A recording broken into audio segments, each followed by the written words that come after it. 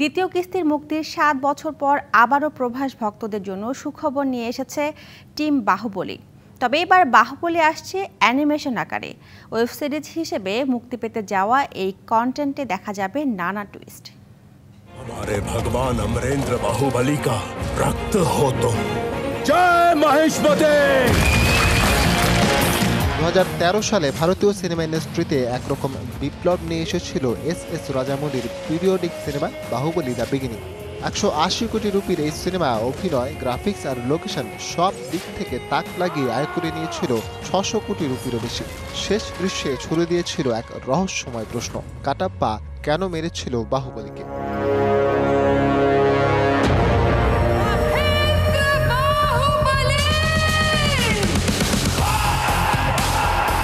প্রায় 2 বছর পর মেলে এর উত্তর। দ্বিতীয় কিস্তি বাহুবলী দ্য কনক্লুশনে, যা বাজেট আর আয়ের দিক থেকে ছাড়িয়ে গিয়েছিল প্রথম কিস্তিকেও, সারা জাগিয়েছিল বিশ্বজুড়ে।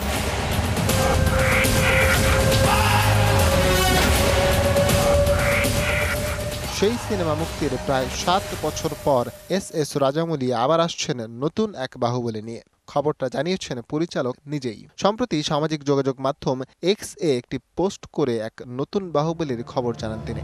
जब अमरेंद्र बाहुबली माहिष्मती के शत्रुओं का सामना कर रहा था, उसके अपने भाई भल्लाल देव ने ही उसकी पीठ में खंजर घोंप दिया। তবে এই বাহুবলী আসবে সম্পূর্ণ অ্যানিমেশন আকারে। আগামী 17 মে মুক্তি পেতে যাওয়া এই অ্যানিমেশন দেখা যাবে ওটিটিতে ওয়েব সিরিজ হিসেবে। নাম Baahubali the crown of blood. सबसे कड़ी चुनौती का सामना करना पड़ा। ট্রেলার দেখে আন্দাজ করা যায় সিরিজের কাহিনী গড়ে উঠেছে বাহুবলীর প্রথম আর দ্বিতীয় কিস্তির আগের ঘটনাকে কেন্দ্র করে, যেখানে মহেশমতি রাজ্যের এক শত্রু ধ্বংস করতে চায় রাজ্যকে, আর তাকে সঙ্গ দিতে দেখা যায় বাহুবলীর সবচেয়ে কাছের বন্ধু মহেশমতির রক্ষক কাটাপ্পাকে।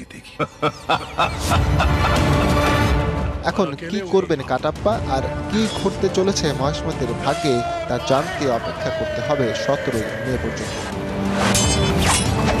ওয়াহাদিক মালেক, BBC নিউজ, ঢাকা।